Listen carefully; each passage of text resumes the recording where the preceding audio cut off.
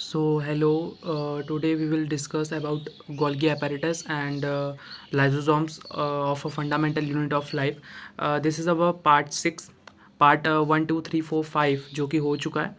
So here, the Golgi apparatus first described by Camillo Golgi consists of a system of a membrane-bound vesicles flattened sac arranged approximately arranged to each other in stacks called cisterns. So Golgi apparatus जो first described by the Camillo Golgi और Golgi जो भी आप कहना चाहें. तो Golgi apparatus जो है या फिर गोल्गी कॉम्प्लेक्स बोल सकते हैं इसको. गोल्गी कॉम्प्लेक्स अभी गोल्गी apparatus जो भी है सब एक ही है. तो गोल्गी apparatus जो है first described by Camillo Golgi consist of system of membrane bound vesicles that is flattened sac arranged approximately parallel to each other in stacks called cisternae.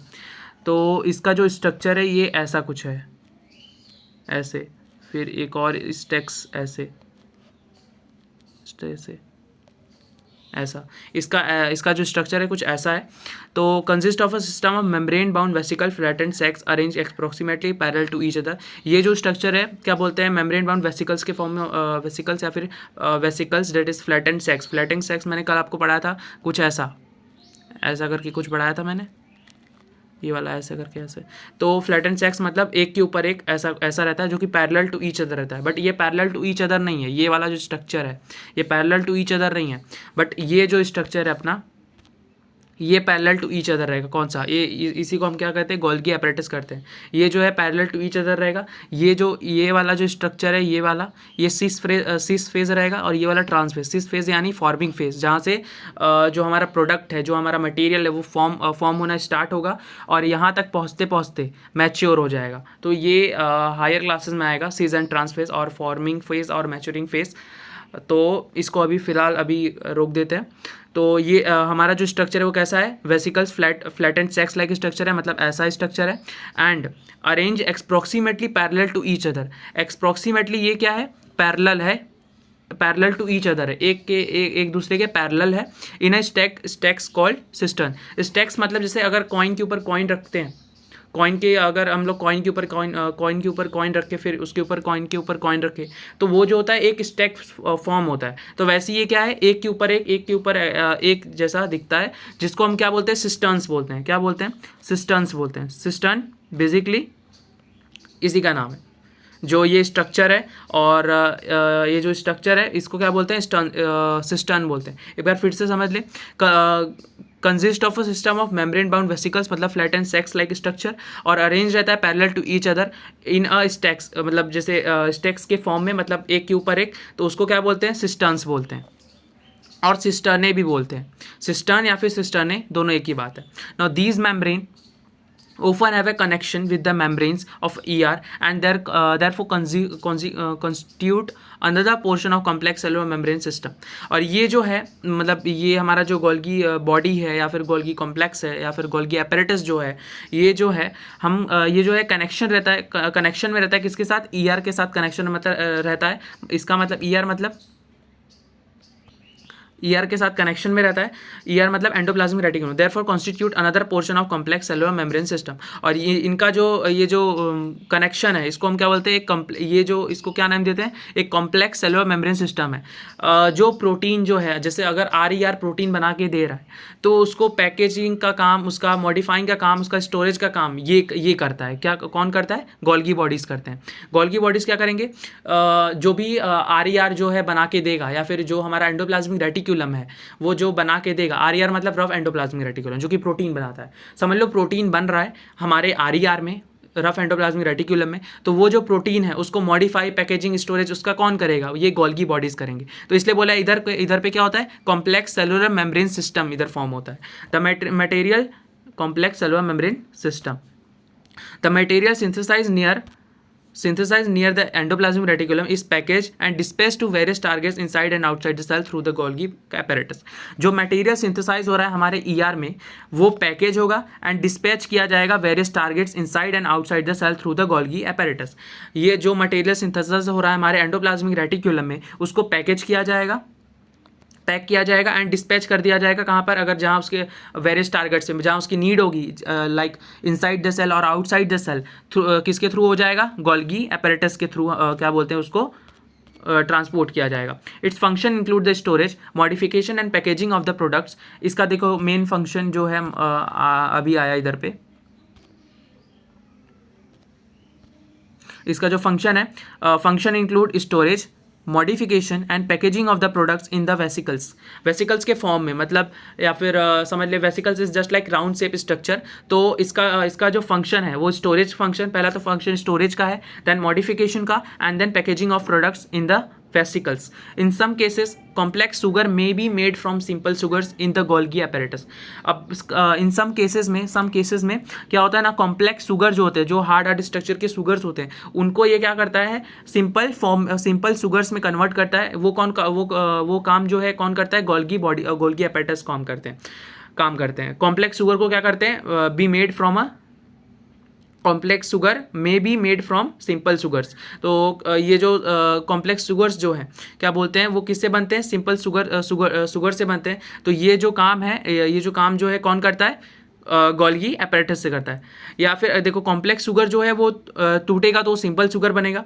तो यहाँ पर क्या लिखा है, complex sugar may be made from simple sugar. तो ये जो काम है जो बन रहा है सिंपल शुगर से कॉम्प्लेक्स शुगर, ये जो काम है कौन करता है, गोल्गी apparatus कभी इन सम केसेस में करता है, कभी कभी करता है।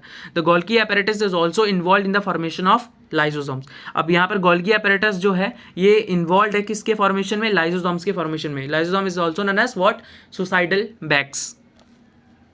तो गोल्गी apparatus क्या करता है, involve in the formation of lysosome. एक बार फिर से सारे पॉइंट्स देख लेते हैं फटाक से।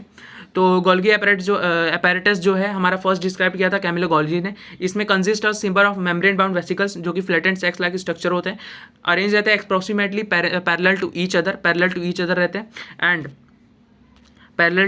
रहते हैं and in a stacks called the cisternae, जिसको हम क्या बोलते हैं, सिस्टर्ने बोलते हैं। These membrane often have a connection with the membrane of endoplasmic reticulum. इसके जो मेम्ब्रेन्स है वो कनेक्शन में रहते हैं किसके साथ, एंडोप्लाज्मिक रेटिकुलम के साथ। Therefore constitute another portion of complex cellular membrane system, और ये क्या फॉर्म करते हैं, complex cellular membrane system form करते हैं। Now the material synthesize near the endoplasmic reticulum is, जो मटेरियल सिंथेसाइज हो रहा है हमारे एंडोप्लाज्मिक रेटिकुलम के पास, उसको पैकेज करता है एंड डिस्पैच करता है various targets inside and outside the cell के अंदर या फिर बाहर, थ्रू अ गोल्गी apparatus, मतलब गोल्गी apparatus के थ्रू क्या बोलते हैं ये डिस्पैच करता है नीड के हिसाब से। It function include the storage, इसका काम क्या है, फंक्शन क्या है, storage, modification and packaging of product in vesicles. Storage करना, मॉडिफिकेशन करना, मॉडिफाई करना जो भी प्रोडक्ट है उसको और मॉडिफाई करना और उसमें चीज़ें इंक्लूड करना, एंड पैकेजिंग मतलब पैक करना, एंड जो भी था डिस्पैच करना, ये सारा काम किसका होता है, गोल्गी बॉडीज का होता है। अब इन सम केसेस में क्या होता है, complex sugar may be made from a simple sugar, वो कौन करता है, गोल्गी apparatus करते हैं। Now Golgi apparatus is also involve in the formation of lysosomes के फॉर्मेशन में क्या बोलते हैं, इन्वॉल्व रहते हैं कौन, गोल्गी apparatus। अब गोल्गी apparatus दिखता कैसे है, जैसे कि मैंने कहा कि ये आगे वाला सिस फेज, वहाँ से जो प्रोडक्ट है हमारा इसमें आएगा तो वो फॉर्मिंग फेज में रहेगा, उसमें मॉडिफाई हो रहा है, मतलब वो मॉडिफाई हो रहा है मतलब अभी वो फॉर्मिंग फेज में है। जब क्या बोलते हैं, वो जब प्रोडक्ट अपना तैयार हो जाएगा, उसको कहीं पर भेजना होता है ना, तो तैयार करके भेजना होता है। तो जब तैयार हो जाएगा तो वो मैच्योर हो जाएगा। तो कोई भी मतलब अभी जैसे हम लोग एजेस देखें तो 1 to 5 में या फिर 6, 7, 10 तक देख लें तो वो थोड़ा बच्चा जो है फॉर्मिंग फेज में रहता है, 11, 12 तक फॉर्मिंग फेज में रहता है, 13, 14 तक वो थोड़ा मैच्योर होने लगता है। तो इस जस्ट लाइक दैट। तो यहाँ पर क्या होता है, सीस फेज में क्या रहता है, वो फॉर्म होता है, इसलिए forming phase, and trans phase आते आते वो मैच्योर हो जाता है, डेट्स वाई मैच्योरिंग फेज वहाँ पर उसका होता है। तो ये रहा अपना गोल्गी apparatus का स्ट्रक्चर। ये आगे वाला जो है सिस फेज एंड इधर वाला ट्रांस फेज। सिस फेज जो रहेगा किसके कनेक्शन में रहेगा, अपना उसके क्या बोलते हैं, एंडोप्लाज्मिक रेटिकुलम के। ये जो अपना फ्लैटेंड सेक्स लाइक स्ट्रक्चर है, जो कि इनके बीच में थोड़े थोड़े गैप है, अगर आप देख रहे होंगे इनके बीच में थोड़े थोड़े गैप है। तो ये जो गैप हैं थोड़े थोड़े, अब इनके बीच में आप सोच रहे हो कनेक्शन तो होगा, विदाउट कनेक्शन तो वो फॉर्मिंग फेज से मैच्योरिंग फेज में तो आएगा नहीं। तो ये जो इनके बीच में कनेक्शन रहेगा, ये जो रहेंगे ये क्या बोलते हैं, इंटरकनेक्टेड रहेंगे। इनके जो फेजेस हैं, इनके जो जैसे चाहे जितने फोर्स है, कहीं पे 4 होते हैं, कहीं पे 8 तक जाते हैं, तो ये जो सिस्टर्ने हैं ये क्या रहेंगे, डिफरेंट रहेंगे। डिफरेंट है, आगे देखो छोटा है, आते आते बड़ा हो जा रहा है। ये जो रहेंगे इनका स्ट्रक्चर जो डिफरेंट रहेगा, बट ये क्या रहेंगे, इंटरकनेक्टेड रहेंगे। क्या रहेंगे, इंटरकनेक्टेड रहेंगे। तो स्ट्रक्चर जो है डिफरेंट रहेगा बट इंटरकनेक्टेड रहेंगे। किसका स्ट्रक्चर डिफरेंट रहेगा, सिस्टर्ने का स्ट्रक्चर जो है डिफरेंट रहेगा बट इंटरकनेक्टेड रहेंगे। तभी तो हमारा जो प्रोडक्ट है या लाइक प्रोटीन है, प्रोटीन तभी तो फॉर्मिंग फेज से मैच्योरिंग फेज में अपने आएगा। एंड आगे नाउ ये रहे हमारे Camillo Golgi was born at Corteno. इन्होंने क्या बोलते हैं, जो हमारा गोल्गी अपैरेटस या फिर गोल्गी कॉम्प्लेक्स या फिर गोल्गी बॉडी जो है, इन्होंने ही दिया है। Golgi Camillo Golgi was born at a Corteno near Brescia in 1843। He studied the medicine at the university of the Pavia. ये जो हैं इन्होंने मेडिसिन की स्टडी की थी at the university of the Pavia. After graduating in 1865 he continue to work in Pavia at the hospital at S T Matthew.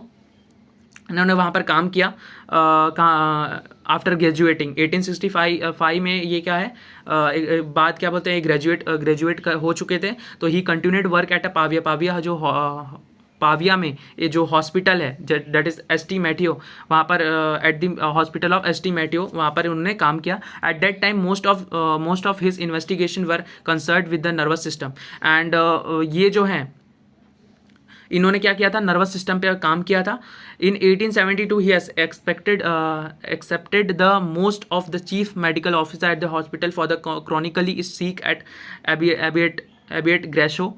ये सब इतना हमारे काम का नहीं है, ना ही एग्जाम में पूछे जाते हैं, तो ये जस्ट आप बस रीड कर लीजिए। इतना ध्यान रखना, इन्होंने नर्वस सिस्टम के ऊपर काम किया था। He worked on a nervous system. He first start is investigation into the nervous system, जैसे यहाँ पर लिखा है investigation into the nervous system. कहाँ पर किया था, लिटिल किचन में। किचन कहाँ, लिटिल किचन कहाँ था, हॉस्पिटल के लिटिल किचन में किया था, जो कि इन्होंने क्या किया था, उसको he had converted into a laboratory. जो हॉस्पिटल का लिटिल किचन था, इन्होंने उसको क्या किया था, कन्वर्ट कर दिया था लेबोरेटरी में। However he worked of the greatest importance which Golgi bodies Golgi carried on the laboratory method. इधर कुछ इतना है नहीं, मतलब ये सारा। और ये जो मेथड था इसको हम लोग, इन्होंने नाम दिया था ब्लैक रिएक्शन। ये सारी चीज़ें हैं, और इधर कुछ है इतना। हाँ, and one more thing that he shared the Nobel prize in 1906 with किसके साथ किया था, सैंटियागो रेमिनी काजल के साथ किया था। क्या अपना जो नोबेल प्राइज़ है वो शेयर किया था इन 1906 में। उनका नाम क्या था, सेंटियागो रेमिनी काजल इनका नाम था। इन्होंने अपना जो नोबेल प्राइज़ है इनके साथ शेयर किया था। किसके ऊपर काम किया था इन्होंने, worked on a structure of the nervous system. इसमें ज़्यादा कुछ है नहीं, आप इतना ध्यान भी मत देना इस पर। थोड़ा बहुत जो बताया है बस उतना देख लेना, बाकी और इतना कुछ है नहीं इसमें। ये इन 1872 में post of the chief medical officer hospital में जो है उनको मिला था। ये सारी चीज़ें, बस इतना कुछ है नहीं इसमें, आप थोड़ा बहुत देख लेना। आप पढ़ना होगा तो पढ़ लेना, बट इसमें से कुछ इतना आएगा नहीं, देख लेना आप। बाकी ये हमारे कैमिलो गोल्जी साहब ऐसे दिखते हैं। ये रहे कैमिलो गोल्जी। आपको अगर मैं इसका स्ट्रक्चर दिखाऊँ, इनका डेट ऑफ बर्थ, ये सारी चीज़ें इतना ध्यान रखनी है। ये देखिए, ये रहा सिस्टर्ने, जिसको ये जो फ्लैटन सेक्स लगे इनको क्या बोला है, सिस्टर्ने बोला है। ओके, तो ये है सिस्टर्ने, ऐसे ये है क्या है, सिस्टर्ने है। ये इनको बोला है सिस्टर्ने, एक एक को, ये इसको सिस्टर्ने बोला है। और ये हमारे सेल में रहता कहाँ है, ये देखिए गोल्गी बॉडीज़ कहाँ रहता है। ये रहा गोल्गी बॉडीज़, दिख रहा है आपको, ये रहा एंडोप्लाज्मिक, ये रहा अपना एंडोप्लाज्मिक रेटिक्यूलम, ये रहा एंडोप्लाज्मिक रेटिक्यूलम। और इसके जस्ट इधर पे ये क्या है, ये वाले, ये क्या है, ये अपना ये वाला जो रेड वाला है, ये हमारे क्या है, डेट इज गोल्जी बॉडीज। और ये जो है हमारे एंडोप्लाज्मिक रेटिक्यूलम, ये जो है ये वाले एंडोप्लाज्मिक रेटिक्यूलम, ब्लू वाले एंडोप्लाज्मिक रेटिक्यूलम और रेड वाले क्या है, Golgi bodies. Now Golgi bodies cells में कहाँ है, ये देखिए यहाँ भी एक और फिगर मैं आपके लिए लाया हूँ। ये रहा, ये रहे गोल्जी बॉडीज। सिस फेज आगे, जो कि किससे कनेक्ट में रहेगा, आर के कनेक्ट में, और ट्रांसफेज आगे। सिस फेज मतलब फॉर्मिंग फेज, ट्रांसफेज मतलब मैच्योरिंग फेज। नाउ ये देखिए बीच में क्या रहेगा, ल्यूमेन रहेगा इसके। तो ये रहा सेल्स में, यहाँ पर इसका स्ट्रक्चर है। दिखता कैसे आपको मैंने दिखा दिया यहाँ पर कैसा दिखता है। ये रहा, ऐसा दिखता है। और सेल्स में कहाँ रहता है, जस्ट क्या बोलते हैं एंडोप्लाज्मिक रेटिकुलम जहाँ खत्म हो उसके बाद ये आ जाता है। Now plants and animal cell में ये रहा, यहाँ भी आपको दिखा देता हूँ गोल्गी बॉडीज़ कहाँ है। ये देखो ये रहा अपना, यहाँ पर क्या है एंडोप्लाज्मिक रेटिकुलम, इसके इधर यहाँ पर जस्ट है अपना क्या बोलते हैं गोल्गी बॉडीज़। और अगर एनिमल सेल्स में देखो तो ये रहा इधर पे एंडोप्लाज्मिक रेटिकुलम और ये रहा हमारा गोल्गी बॉडीज़। नाउ देखिए लाइजोसोम्स।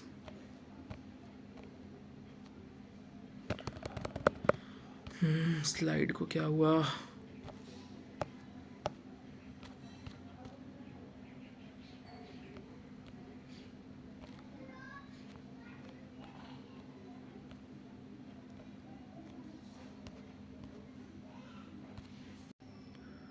So hello. हाँ उस स्लाइड्स को आई डोंट नो क्या हुआ था, तो मैंने फिर से रीसेट किया तब जाके स्लाइड्स आई हैं। हाँ तो देखिए नाउ लाइजोसोम्स।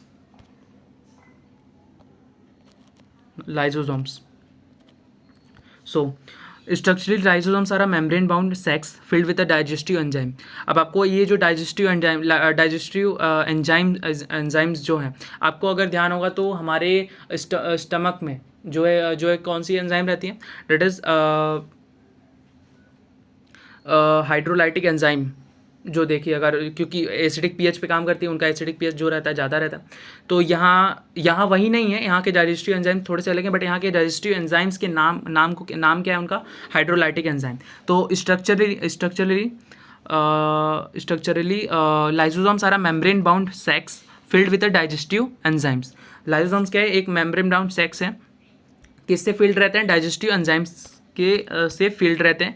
डाइजेस्टिव एंजाइम कौन सा, हाइड्रोलाइटिक एंजाइम, जो कि एसिडिक पीएच में रहता है। और ये एक बात बता दूँ, लाइसोसोम्स जो है वो बस एसिडिक पीएच पे ही काम करेगा, ना ही न्यूट्रल पे और ना ही बेसिक पे, ये बस एसिडिक पीएच पे ही काम करेगा। बिकॉज इसका नाम जो है ये पहली बात तो डाइजेस्टिव एंजाइम है, और इसका नाम जो है हाइड्रोलाइटिक एंजाइम मतलब उसमें H+ आयन ज़्यादा होंगे, डेट्स वाई वो एसिडिक है। These enzymes are made by RER। ये जो एंजाइम्स हैं आर मेड बाई RER से इन्होंने ये जो एंजाइम है किसको बनाया, एंजाइम ये जो एंजाइम है वो कौन बनाया, RER। अब आपको अगर याद होगा, मे बी अगर आपको याद होगा तो RER का एक फंक्शन आपको मैं बता दूं, तो RER का जो फंक्शन था वो एंजाइम बनाना था, अगर आपको याद हो तो। RER क्या बनाता था, प्रोटीन बनाता था, प्रोटीन बनाता था, और RER का फंक्शन क्या था, एंजाइम बनाना था, अगर आपको याद हो तो यहाँ पर वही लिखा है कि ये जो एंजाइम है लाइसोसोम्स का, ये बनाता कौन है, RER बनाता है। Now lysosomes are a kind of waste disposal system of the cell. Lysosomes क्या है, एक वेस्ट डिस्पोजल सिस्टम मतलब जो जितने भी यूजलेस थिंग्स हैं हमारे सेल्स में जो कि कभी काम ही नहीं आते, उनको डिस्पोज करना, तो ये उसका काम है लाइसोसोम्स का। This helps to keep the cell clean by digesting any foreign material as well as worn out the cell organelle. ये क्या हेल्प करता है, ये सेल को क्लीन रखने में हेल्प करता है बाय अ डाइजेस्टिंग एंजाइम। और जो भी फॉरेन मटेरियल अगर हमारे सेल में आ जाए, या फिर वो सेल जो है ओल्ड हो गया हो, वो जो सेल ऑर्गेनल है, अगर कोई सेल ऑर्गेनल ओल्ड हो गया हो, उसको जो है और वो क्या बोलते काम नहीं कर रहा हो अच्छे से, मतलब वो यूज़ नहीं आ रहा है इतना, तो उसको जो है वोन आउट करना, मतलब उसको भी क्या बोलते हैं डिस्पोज करना, उसको भी डंप करना, या फिर डंप करना यानी इसमें इट मीन्स मतलब बाहर निकालना, आप समझ लीजिए बाहर निकालना। कोई भी फॉरेन मटेरियल हो, कोई फॉरेन मटेरियल हो, मतलब बाहर से आया हुआ मटेरियल जो कि सेल में आ गया हो, उसको भी क्या बोलते हैं उसको भी बाहर निकालना और क्लीन करना। या फिर जो भी सेल ऑर्गेनल है जो कि ओल्ड हो गए हैं, मतलब ऑलमोस्ट ख़त्म होने के, मतलब वो अच्छे से काम नहीं कर रहे, यूज़ नहीं आ रहे, तो उनको भी बाहर निकालना, वो भी किसका काम है, अपना लाइसोसोम्स का काम है। लाइसोसोम्स का काम ही यही है कि सेल को क्लीन रखना। यस, तो ये क्या करता है, कोई भी foreign material as well as worn out cell organelle. Now, foreign material entering the cell such as bacteria or a food as well as old organelles end up in the lysosome. ये वही लिखा है, foreign material like bacteria और अ food जो भी है अंदर आ जाए, कोई भी ऐसा मटेरियल जो कि हमारे सेल्स को नुकसान पहुंचा सकता है, तो अफेक्ट कर सकता है, तो वो जो है वाया लाइसोसोम्स, तो उसको बाहर निकाल दिया जाता है। As well as old organelles, जैसा कि मैंने कहा जो भी ओल्ड ऑर्गेनल्स हैं उनको वो एंड अप हो जाता है उनका वाया लाइसोसोम। लाइसोसोम क्या करता है, कोई भी फॉरेन मटेरियल को जो है अंदर आता है तो उसको भी बाहर निकाल देता है। एंड जो भी ओल्ड ऑर्गेनल्स हैं जो कि काम नहीं कर रहे, यूज़ नहीं आ रहे, तो उनको भी क्या करता है, ये डिस्ट्रॉय कर देता है और ब्रश कर देता है, ब्रश करने के बाद उसको उनको क्लीन कर देता है। Now which breaks complex substance into a simpler substance, ये क्या करेगा, ब्रेक करेगा कॉम्प्लेक्स सब्सटेंस को इनटू अ सिंपलर सब्सटेंस में ब्रेक करेगा। Lysosomes are able to do because they contain because क्या है, इनके पास एक पावरफुल डाइजेस्टिव एंजाइम है जो कि क्या कैपेबल किसके लिए कैपेबल है, breaking down all organic material, जितने भी ऑर्गेनिक मटेरियल से ये उसको क्या करता है, तोड़ देता है, ब्रेक कर देता है। Because of this digestive enzyme, because of this powerful digestive enzymes, ये कैपेबल है किसके, breaking down all the organic materials during the disturbance in the cellular metabolism. For example when the cell gets damage, metabolism disturbance in the cellular metabolism, when the cell gets damaged, lysosomes may burst and the enzyme digest their own cell। इसमें क्या होता है, जब हमारा जो cellular metabolism disturb होता है, cellular metabolism मतलब सेल के फंक्शनिंग में कुछ भी डिस्टर्बेंस आता है, जो भी डिस्टर्बेंस आता हो मे बी, तो ये क्या करता है, ये जब या फिर सेल जो है गेट डैमेज होने लगे, तो ये क्या करता है, सेल्स लाइसोसोम्स क्या करता है, ये जो अपने एंजाइम है, हाइड्रोलाइटिक एंजाइम और डाइजेस्टिव एंजाइम जो भी है, ये उसमें क्या करता है, सेल्स में छोड़ देता है, और क्या बोलते हैं, सेल्स में छोड़ देता है, एंड जब सेल्स जो क्या होते हैं फिर उसके बाद ये ब्रस्ट हो जाते हैं। तो इसमें लाइसोसोम तो जाता ही है, एंड सेल्स जो है जो कि डैमेज सेल्स था हमारा, वो भी मर जाता है। तो ये एंड देन जो सेल्स मर गया है वो कैसे डाइजेस्ट हो जाता है, वाया ओन सेल्स, वहीं पर डाइजेस्ट हो जाता है। Therefore lysosomes are also known as suicidal bags और suicide bags of the cell. इसलिए हम इनको क्या कहते हैं, suicide bags of the cell. कोई भी मुसीबत आने पे या फिर डैमेज सेल्स अगर गेट डैमेज, कुछ सेल्स डैमेज हो गए या फिर उनके सेलुलर मेटाबॉलिज्म में क्या बोलते हैं डिस्टर्बेंस हो रहा है, तो लाइसोसोम्स क्या करेगा, अपने एंजाइम्स हाइड्रोलाइटिक एंजाइम सेल्स में छोड़ देगा, देन सेल्स गेट ब्रस्ट हो जाएगा, देन उसके बाद वो डाइजेस्ट हो जाएगा अपने आप ही हमारे बॉडी में। देन उसके बाद एक बार फिर हम लोग रिकैप देख लेते हैं फटाक से। लाइसोसोम्स क्या होते हैं, एक स्ट्रक्चरली लाइसोसोम्स क्या होते हैं, मेम्ब्रेन बाउंड सैक्स होते हैं filled with digestive enzyme. Digestive enzyme मतलब हाइड्रोलाइटिक एंजाइम मतलब ये किस पे काम करेंगे, हमेशा एसिडिक पीएच पे काम करेंगे। These enzymes made by the are अगर हम लोग ने अगर देखा होगा आपने, तो आर जो है एंजाइम बनाता था with the help of protein. तो इसलिए यहाँ पर क्या लिखा, द एंजाइम्स आर, इधर पे क्या हो रहा है, इनके जो एंजाइम जो डाइजेस्टिव एंजाइम है ये कौन बना रहा है, आर बना रहा है। Lysosomes are a kind of waste disposal system, ये एक वेस्ट डिस्पोजल सिस्टम की तरह काम करता है, जितने भी वेस्ट मटेरियल होता है उनको बाहर निकालता है सेल्स से, डंप करता है। Now these help to keep the cell, और ये क्या हेल्प करते हैं, सेल को क्लीन रखने में, और डाइजेस्ट कर देते हैं किसको, फॉरेन मटेरियल को, as well as worn out cell organelle, जितने भी ओल्ड ऑर्गेनल्स हैं उनको क्या करते हैं, डाइजेस्ट कर देते हैं, या फिर जितने भी फॉरेन मटेरियल जो कि सेल के इनसाइड आ गए हैं तो उनको क्या करता है, डाइजेस्ट करता है। इनके अंदर क्या करेगा, ये हाइड्रोलाइटिक एंजाइम ऐसे छोड़ देगा, एंड वो क्या करेंगे, ब्रस्ट हो जाएंगे एंड देन डाइजेस्ट हो जाएंगे। वैसे ही ये सेल ऑर्गेनल्स के साथ करता है। सेल ऑर्गेनल्स में क्या करेगा, ये अपने हाइड्रोलाइटिक एंजाइम छोड़ देगा, एंड देन वो कुछ देर के बाद वो ब्रस्ट हो जाएंगे एंड देन डाइजेस्ट हो जाएंगे। Foreign material entering the cell, जैसे वही बात लिखी है, लाइक अ बैक्टीरिया और कुछ भी आ जाए अगर हमारे इनसाइड द सेल, तो ये क्या करेगा, उसको डाइजेस्ट कर देगा। एंड ओल्ड ऑर्गेनल्स भी अगर आ गए तो भी ओल्ड ऑर्गेनल्स जो कि यूजलेस हैं, जो कि कभी काम नहीं आ रहे और बहुत काम आ रहे हैं, उनको हटाना है सेल से, तो ये भी क्या करेगा, उनमें हाइड्रोलाइटिक एंजाइम छोड़ देगा एंड देन वो ब्रस्ट हो जाएंगे उसके बाद। और ये क्या करेगा, कॉम्प्लेक्स सब्सटेंस को क्या करेगा, ब्रेक डाउन करेगा इनटू सिंपलर सब्सटेंस।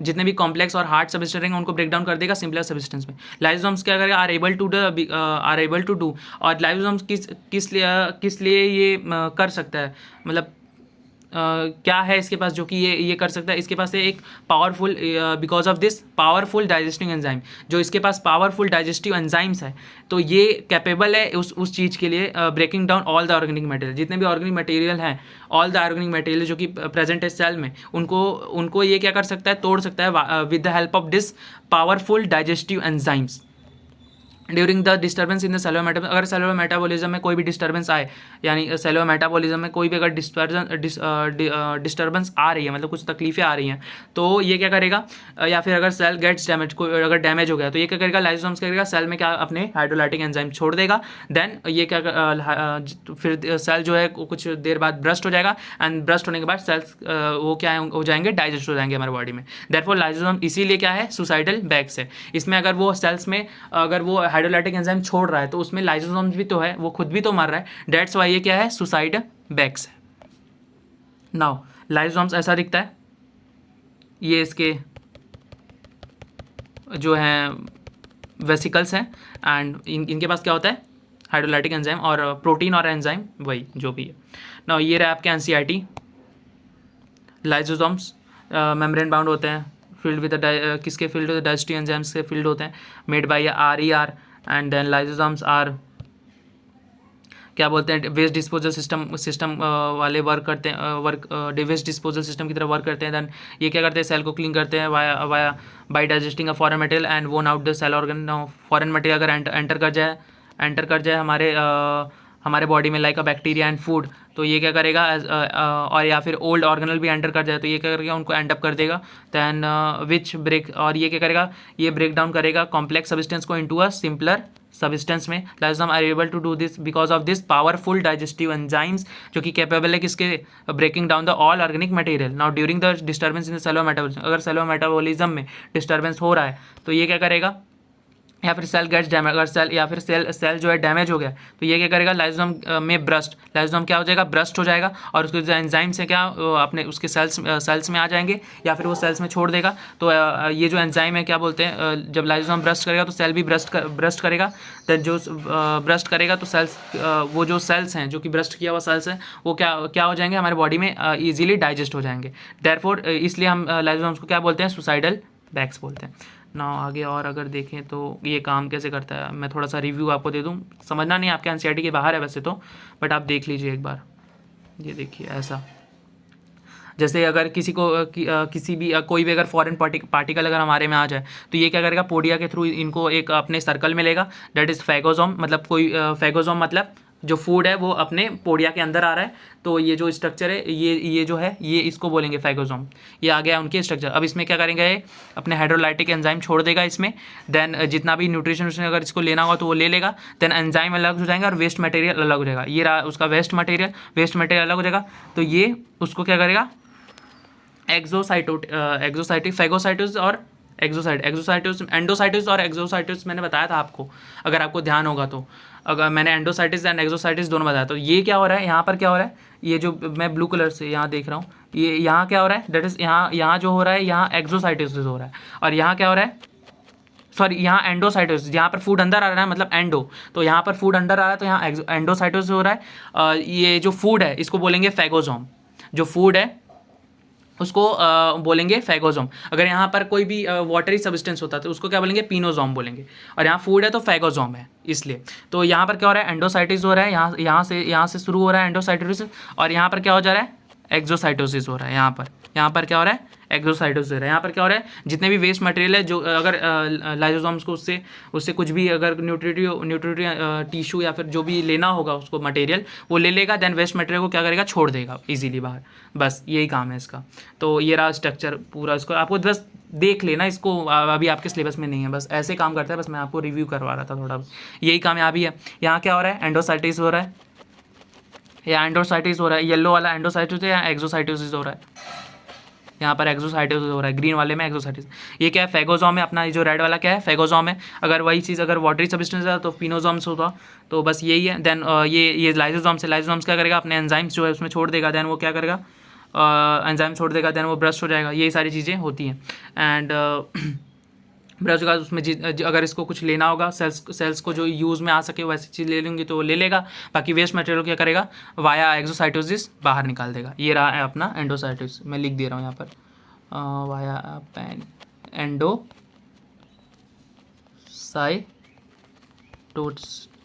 साइटोसिस, ये रहा। एंड इधर पे क्या होगा, एक्सो लिखा भी है यहाँ, एक्सोसाइटोसिस। तो ये रहा, हो गया। That's all for today. सो हम लोग ने आज क्या बोलते हैं, गोल्गी बॉडीज़ की है, एंड लाइसोसोम्स के, वो भी बहुत डिटेल मैनर में, with different kinds of figures and structures. तो थैंक यू। अगर वीडियोस पसंद आए तो आप कमेंट कीजिएगा, अगर नोट्स चाहिए तो आप कमेंट के थ्रू कह सकते हैं, देन मैं नोट्स भी ट्राई करूँगा आपको मिल जाए।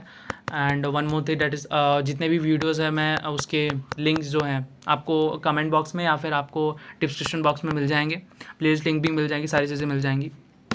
So thank you.